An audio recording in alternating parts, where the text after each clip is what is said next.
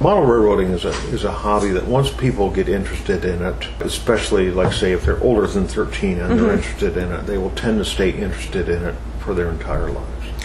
But I have absolutely no idea what it's like to look at a train and not be fascinated by it. For me, anything that moves on a guided pathway is interesting. As far back as I can remember. My parents have a picture of me on my second Christmas and I'm holding a train. In this group, I'm treasurer, and I'm also the librarian. I would say that I put in about 8 to 10 hours a week.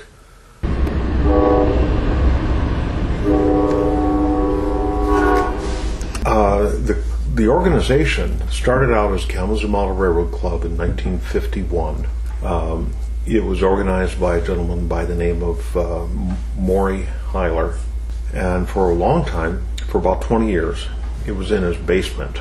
But he had a hobby shop and a train club and a laundry and a furnace and everything in his basement, and it was just too small. So in 1971, one of the members at that time owned this land, and he had visions of this becoming a plat, and so he sold the club one of the lots in the plat.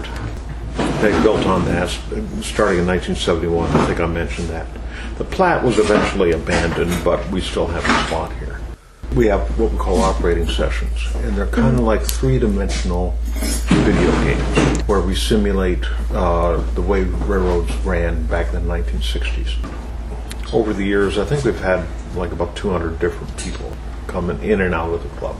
Some of the guys say, it's nice to pay the monthly dues just to have some place to go and talk about trains where people don't look at you funny.